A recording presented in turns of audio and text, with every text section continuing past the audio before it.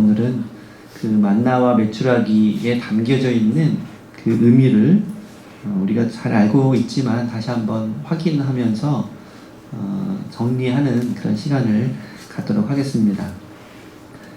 이스라엘 백성들이 광야에 나오면 꽃길 건들 줄 알았는데 나오자마자 고생길이 펼쳐지게 됐지요.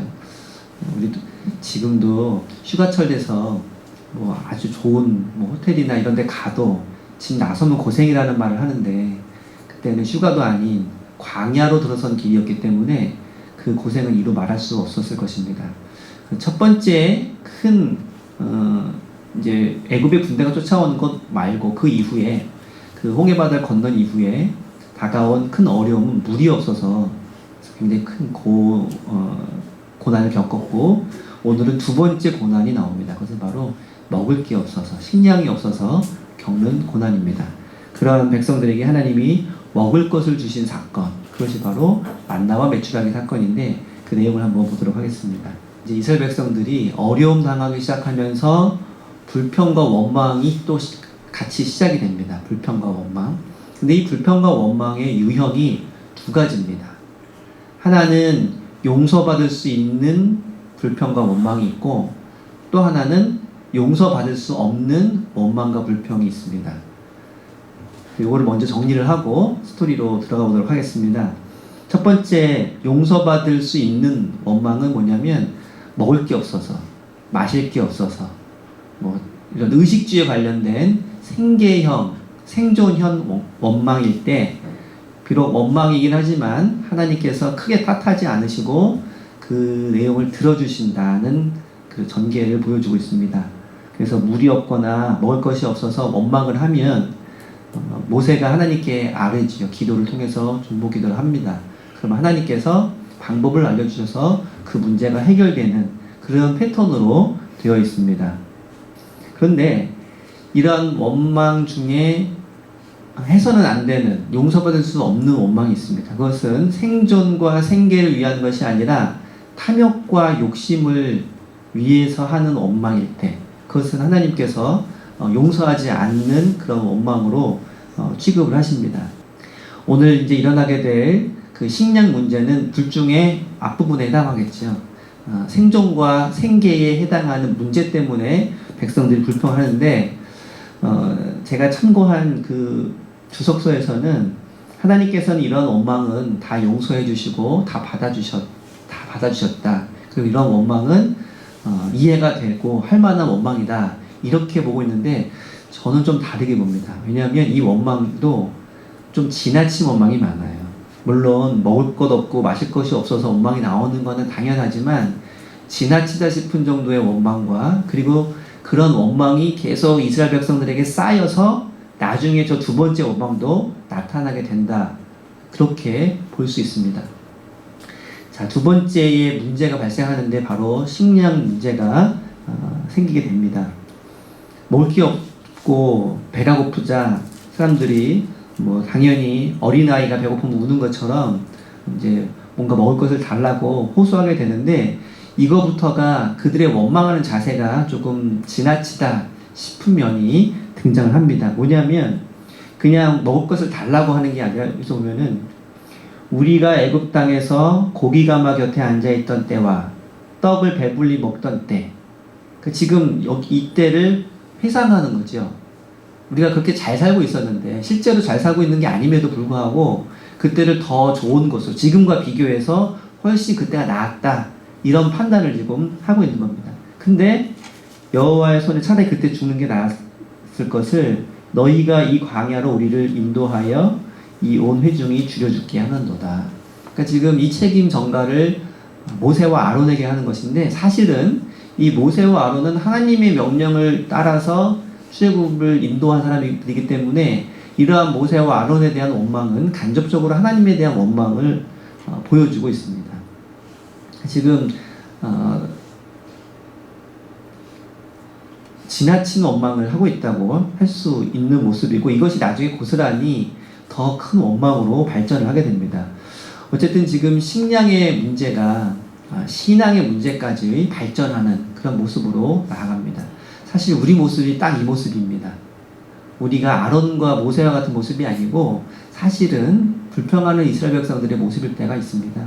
우리에게 뭔가 궁핍하거나 어려움이 다가올 때 그 고난을 통해서 하나님이 우리에게 주시는 뜻이 무엇인지를 깨닫고 찾아가기보다는 그 고난을 주신 하나님을 원망하는 것이 훨씬 더 쉽기 때문에 그렇습니다. 왜 내가 이렇게 남들보다 못한지, 내가 왜 강하거나 잘나지 않은지, 왜 이렇게 불공평하게 나를 대하시는지에 대해서 하나님을 쉽게 원망하는 모습, 그것이 바로 우리의 모습이기도 합니다. 하나님께서는 여기에 대한 책망은 하지 않으시고 이제 이 문제를 해결해 주시는데, 그래서 저녁 때는 고기를 먹고 또 아침에는 떡으로 배부르게 될 것이다. 그러니까 지금 끼니마다 종류도 다양하게 그들의 먹는 문제를 해결해 줄 것이다 해서 굉장히 쉽게 응답을 해주시는 모습을 보여주고 있습니다. 자, 그 방법은 뭐냐면 바로 고기는 메추라기고 그리고 떡은 만나입니다.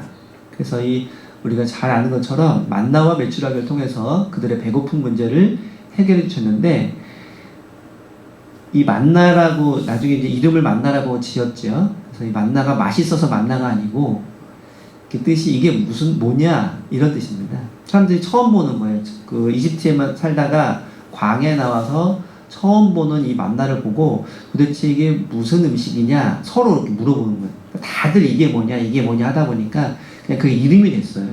이름이. 이스라엘 백성들에게는 사실은 굉장히 신기한 그런 식량이었는데, 사실 이 메추라기하고 만나는 그 당시 그 지역에 일상적으로 있는 보편적인 자연적인 현상 가운데 얻을 수 있는 그런 식량이라고 합니다. 그러니까 하늘에서 뭔가 뚝 떨어져가지고 생겨난 보도 듣도 못한 그런 음식이 아니라 그냥 그 사막 지역에서는 늘상 있는 그러한 음식을 통해서 그들의 배고픔의 문제를 해결해 주었던 것을 알 수 있습니다. 이게 자연 상태에 있는 건데 그 의미가 하늘에서 주신 양식이다 라는 겁니다. 그래서 이 만나와 메추라기는 하늘 양식입니다. 이것이 오늘의 가장 핵심적인 내용이라고 할 수 있습니다. 그런데 우리가 먹고 있는, 여러분들이 저녁 드신 분도 계시고 안 드신 분도 계시고 여러 종류의 음식을 드셨겠지만 그 음식 모두는 가만히 보면 하늘에서 주신 양식입니다. 그 원재료를 한번 따져가 보세요. 다 땅에서 수확을 한 것인데 그 땅에서 수확한 것도 예를 들어서 공기라든지 기온이라든지 비라든지 등등의 조건이 만족되지 않으면 맺혀질 수가 없는 그런 열매들이죠. 그래서 모든 땅에서 자라는 그런 곡식들은 사실은 하늘에서 주신 양식이라고도 할 수 있습니다. 그래서 예전에 농사 짓는 사람들이 제사를 하늘을 향해서 드리지요. 땅의 신으로, 물론 이제 외국에는 땅의 신이 따로 있긴 하지만 대부분 농사 짓는 이들의 제사의 대상은 하늘입니다. 그래서 땅에서 얻는 그 양식들, 곡식들을 하늘에서 이렇게 여러 가지 조건들을 충족하게 되었기 때문에 그것을 신앙화해서 하늘의 제사를 드리는데, 오늘 이 만나 메추라기도 그 지역에서는 매우 흔한 그러한 먹을거리였지만 이스라엘 백성들은 그것을 하나님이 주신 양식으로 그렇게 의미를 갖게 되고 그렇게 신앙적으로 받아들이게 되는 모습을 알고 있습니다. 이게 민수기에 가면 이게 뭔지에 대해서 좀 더 자세한 설명이 나옵니다. 만나에 대해서는 그 모양이라든지 또 요리하는 방법, 그리고 언제 어떻게 이것이 생기는지 굉장히 자세하게 언급을 하고 있는데, 중요한 거는 이 만나가 어떻게 열리고 또 뭘 어떻게 요리하는지 이게 중요한 것은 아니고, 만나도 그렇고 메추라기도 그렇고 굉장히 자연적으로 얻을 수 있는 그러한 식량인데, 이것이 일상적이고 자연적인 것조차도 하나님이 주신 것으로 그들은 여겼다. 이것이 사실은 핵심이라고 할 수 있습니다. 그리고 이 만나 메추라기가 아무리 일상적인 것이라 하더라도 이것을 매일매일 40년 동안 이스라엘 백성들이 먹었다는 것, 그리고 그들이 결코 굶주리지 않았다는 것, 이것은 정말 상상하기 어려운 큰 은혜이며 기적이 아닐 수 없다는 것입니다. 근데 우리가 일상을 살아가면서 힘들고 어려운 와중에도 하나님께서 우리의 필요를 채우시는 그런 경험을 하신 분들이 많이 계실 것입니다. 우리 삶 가운데에도 하나님께서 우리에게 필요한 만나와 메추라기를 날마다 제공해 주시는데 때로는 우리가 그것을 깨닫지 못할 때가 있습니다. 때로는 이것이 하나님의 은혜구나 깨달을 때도 있고, 때로는 그냥 너무 당연하게 주어져서 내가 소유하고 누리는 그런 것들을 하나님의 은혜로 여기지 못하는 때가 많이 있는데, 하나님께서는 지금도 우리에게 이러한 만나와 메추라기로 공급해 주시고 함께 해 주신 줄로 믿습니다. 만나와 메추라기를 하나님께서 이스라엘 백성들에게 주셨다. 이것은 곧 일용할 양식을 공급해 주시는 그런 하나님의 은혜를 보여주고 있습니다. 여기서도 일용할 것을 날마다 거둘 것이다. 그들이 전혀 수고하지 않고 경작하지 않고 오로지 하나님의 은혜만으로 살아가는 시간이 바로 이 광야 40년 동안의 기간이었습니다. 그 기간 동안에는 모든 것, 그들이 살아가는 그 순간순간 모든 것이 다 하나님의 은혜라는 것을 정말 피부에 와닿게 경험하는 그러한 시간이었습니다. 그렇다면 이 40년이 끝나고 이제 이들이 가나안에 들어가서 농사도 짓고 자기 생업을 이루었을 때, 그러면 하나님의 은혜는 끝난 것이냐? 그렇지 않다는 것이죠. 40년 동안 만나와 메추라기를 통해서 하나님의 은혜가 날마다 우리에게 체험된 것처럼 이제는 형태와 모습은 바뀌었지만 또 다른 만나와 메추라기를 그렇게 하나님이 매일매일 제공해 주신다는 신앙의 훈련, 그 경험을 바로 여기에서 광야에서 하고 있다는 것입니다. 그리고 이 먹는 문제, 가난의 문제, 이것은 단순히 식량의 문제일 뿐만 아니라 신앙의 문제로 더 확대된다는 것을 알 수 있습니다. 처음에 먹을 것이 없었을 때에도 그것이 신앙적 위기로 다가왔던 것처럼 그 먹는 문제를 해결하는 방법과 내용도 매우 신앙적인 문제로 다가오고 있습니다. 이제 가나안 땅으로 들어갔을 때에는 이제 만나를 거두는 일은 없어졌지만 농사를 짓거나 생업을 하면서 사람과 사람들 사이에 이제 차이가 생기기 시작을 합니다. 여러 가지 요인에 의해서. 그런데 대부분의 사람들은 그런 차이가 당연한 것으로, 내가 많이 거두거나 다른 사람이 적게 거두면 이것은 내가 노력한 나의 산물이다 이렇게 여기고, 반대의 경우도 그렇게 그것을 당연하게 여깁니다. 하지만 하나님께서는 이 40년의 광야 생활을 통해서 알려주신 것은 뭐냐면, 누구든지 그가 살아가는 데 필요한 가장 기초적인 것들은 그의 여건과 상관없이 제공되어져야 된다. 일용할 양식은 그에게 주어져야 한다는 것을 보여주셨다는 것입니다. 그래서 40년 동안은 하나님께서 부족한 자들을 채우셨는데, 그 이후에는 그 이웃과 형제의 부족한 것을 누가 채워야 될까요? 바로 이스라엘 백성, 하나님의 백성이 채워야 된다는 것입니다. 하나님께서 하신 그 일을 이제는 하나님의 백성들이 감당을 해야 된다라는 이야기를 해주고 있는 것이죠. 왜 내가 그렇게 해야 되느냐라고 묻는다면, 그런 질문하는 자에게 똑같이 물어볼 수 있습니다. 왜 하나님께서 그렇게 해주셨어야만 했는가? 하나님께서 하나님의 백성을 사랑하셔서 그렇게 하신 것처럼 그 사랑을 받은 이라면 그 형제의 그런 궁핍함과 또 가난의 문제에 대해서도 책임감을 갖고 하나님이 하신 그 손길을 펼칠 수 있어야 된다는 것, 이것이 성경에서 가르쳐주는 가르침이라 할 수 있습니다. 이제 세 가지 면에서 이 만나, 특히 이제 만나를 거두고 먹는 문제의 의미를 한번 살펴보려고 합니다. 첫 번째는 16장 18절 보면은 그 천지에 만나가 쫙 깔려 있는데 자기가 먹을 만큼만 거두라 이렇게 말씀하십니다. 아이들한테 과자를 이렇게 먹으라고 주잖아요. 근데 아이들이 여러 명 있을 때 같이 먹으라고 큰 그릇에다가 과자를 섞어서 같이 주잖아요. 그럼 바로 싸웁니다. 그냥 하나씩 이렇게 속도를 맞춰서 먹으면 똑같이 먹을 수 있는데 아이들이 점점 빨리 먹어요. 그리고 양손으로 집기 시작하더니 입에 넣고 양손으로 잡고 나중에는 다른 애 못 먹게 막고, 사실 이게 우리의 인간의 모습입니다. 그게 사람의 모습인데, 여러분 만나가 지천에 깔려 있습니다. 나가서 마음대로 걷어서 먹어라 그러면 힘이 세거나 동작이 빠른 사람은 그만큼 더 많이 거둘 수 있고, 힘이 약하거나 혹시 몸이 불편하거나 또 동작이 빠르지 않은 사람은 조금밖에는 거둘 수가 없지요. 그러다 보면 하나님이 주신 하늘 양식이 누구는 많이 먹고 누구는 조금 먹는 현상이 벌어지게 됩니다. 그런데 하나님께서 기가 막히게 해결 방안을 마련해 주셨는데 아무리 많이 걷어도 정해진 양만큼 걷어놓고 보니까 또 몸이 약하고 느려서 조금 거둔 것 같은데 나중에 보니까 또 정해진 양만큼 거두게 되는 겁니다. 그래서 결국에는 먹을 만큼 구하는 것이 저절로 실현이 되었습니다. 어떤 사람은 욕심을 내가지고 먹을 이걸 내가 오늘 열심히 2배를 많이 걷어놓고 내일은 좀 놀아야 되겠다 하고선 열심히 걷어놓으면은 먹고 남은 것은 다 썩고 냄새가 나서 못 먹게 되는 현상이 벌어지게 되어버렸습니다. 그러니까 욕심을 부릴 지금 여건이 전혀 안 되는 것이죠.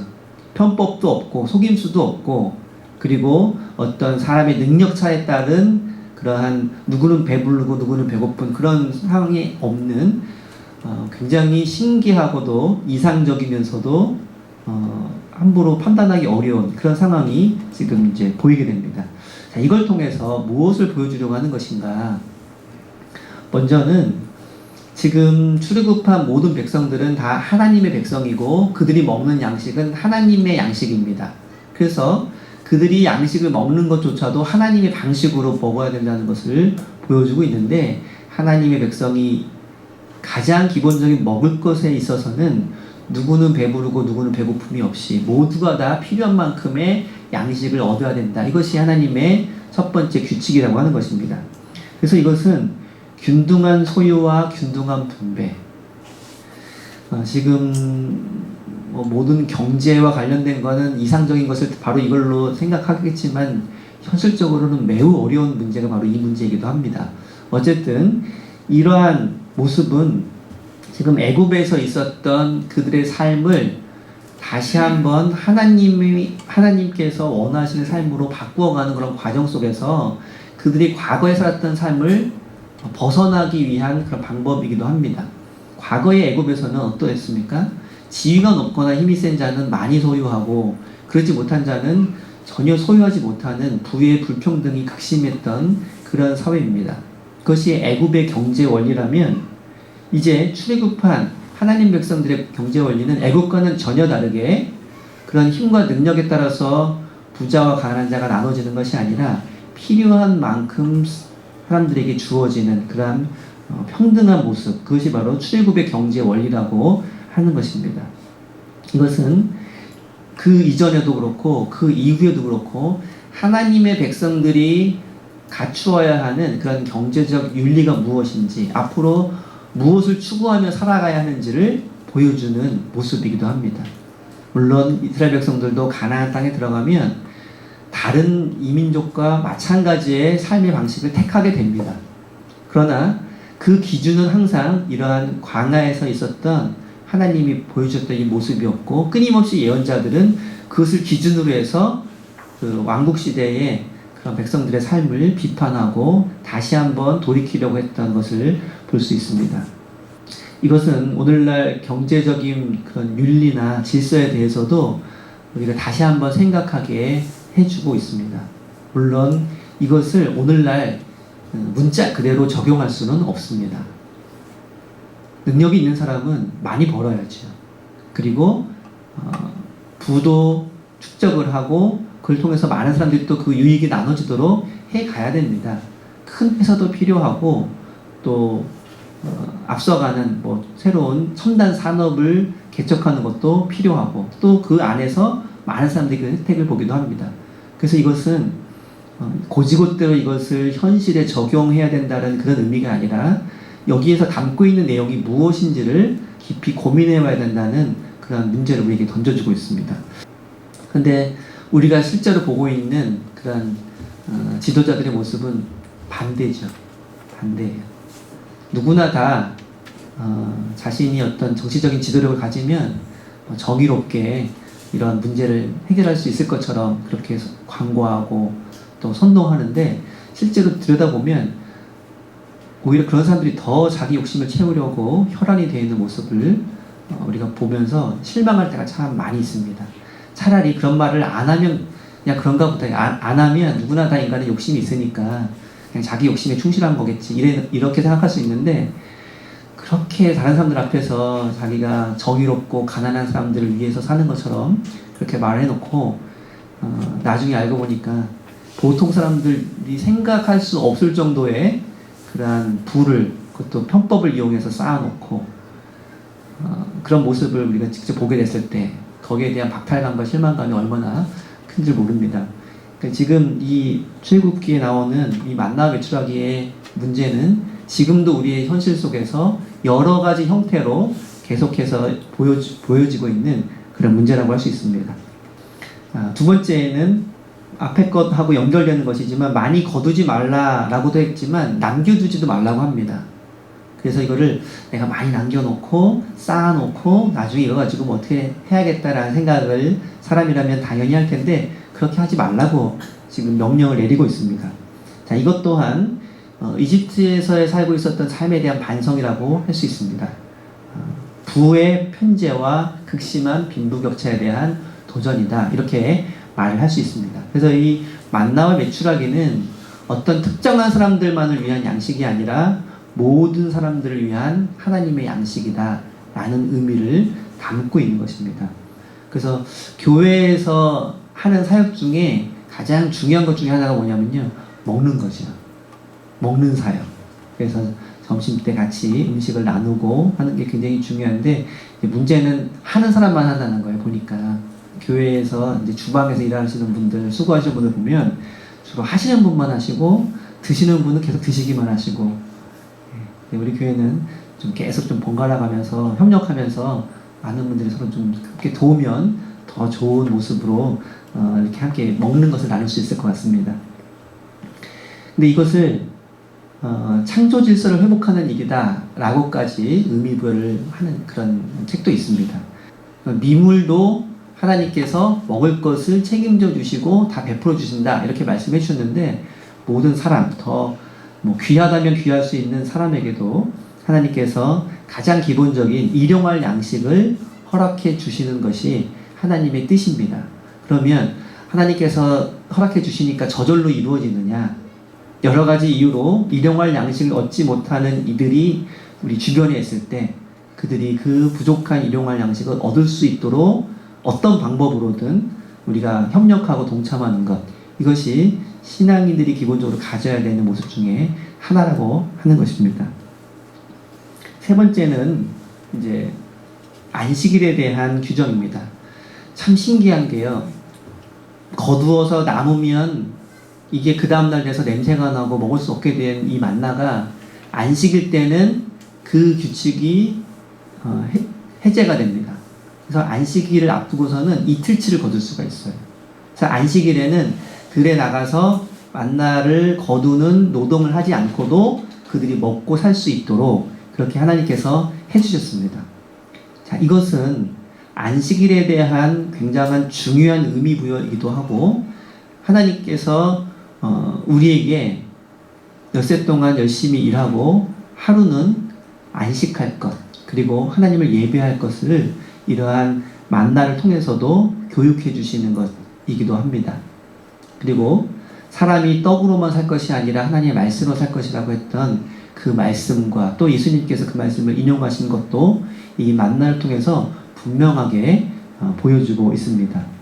이러한 휴식, 이러한 안식은 하나님께서 주신 선물이고, 동시에 우리는 일하지 않고도 그날 하나님의 은혜로 먹을 수 있는 그런 은혜를 체험하는 그런 살아있는 체험이기도 합니다. 그래서 이 먹고 사는 문제가 사실은 사람에게 굉장히 중요한 것입니다. 하지만 하나님께서는 이 먹고 사는 문제보다도 더 중요한 것이 있음을 이 안식일에 만나를 거두지 않고도 먹을 수 있도록 하심으로써 우리에게 알려주셨습니다. 그래서 6일 일하고 하루 쉬는 사람보다 하루도 쉬지 않고 7일 일하는 사람이 더 부유해지고 더 성공하고 더 잘 될 것 같지만, 그렇지 않다, 꼭 그렇지 않다는 것을 우리도 경험적으로 알 수 있고, 또 신앙을 갖고 있는 이들이 신앙이 없이 세상적 가치관으로 살아가는 사람들보다 결코 뒤처지지 않고 결코 불리하지 않다는 것을 이 만나 사건을 통해서 다시 한번 우리에게 보여주고 있기도 합니다. 그런데 이 만나 외출하기 이야기를 읽다 보면 또 한 가지 중요한 의미가 담겨져 있다는 것을 알 수 있습니다. 하나님께서 이들에게 만나 외출하기를 주시면서 하시는 말씀이 4절에 이렇게 이야기를 하고 있습니다. 이같이 해서 그들이 내 율법을 준행하나 아니하나 내가 시험하겠다. 아직 십계명의 율법은 주어지지 않았습니다만 하나님이 하라고 하신 것, 하나님의 명령에 대해서 이스라엘 백성들이 듣는지 안 듣는지를 이 만나 외출을 통해서 확실하게 알려주겠다, 시험해보겠다 라고 하신 것입니다. 그게 뭐냐면 많이 거두지 말아라.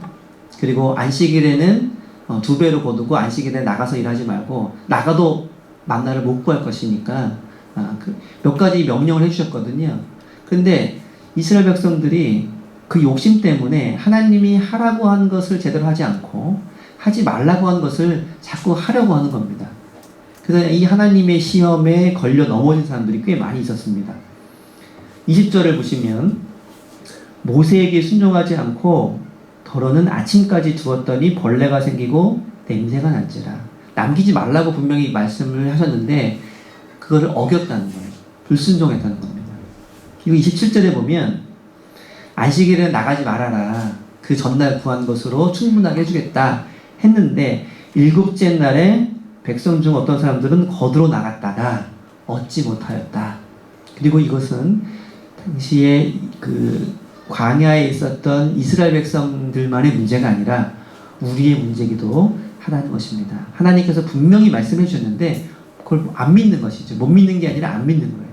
그래서 하지 말라는데 나갔다가 못 얻고 하지 말라는데 보관했다가 못 먹게 되고 그래서 그들이 자기 욕심을 가지고 더 축적해 놓았던 그 만나, 오늘날로 말하면 재산이 될 수도 있고 물질이 될 수도 있고 뭐 다른 여러 가지 것이 될 수 있지만 그것이 무용지물이 되는 그러한 현상이 지금 벌어지고 있습니다. 마지막으로 이 만남의 외출하기가 주는 굉장히 중요한 메시지가 한 가지 더 있는데요. 3절에 보면 이스라엘 백성들이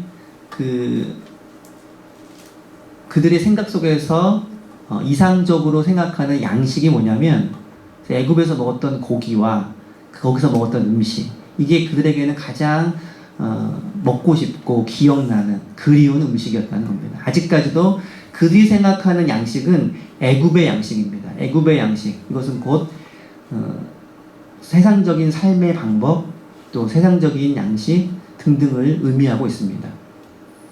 그러한 애굽 양식에 대한 동경을 하나님이 주신 양식으로 바꾸고자 하는 것이 이 만나 외출하기를 통해서 주신 중요한 메시지 중에 하나입니다. 32절부터 35절을 보면 모세에게 명하신 것이 있습니다.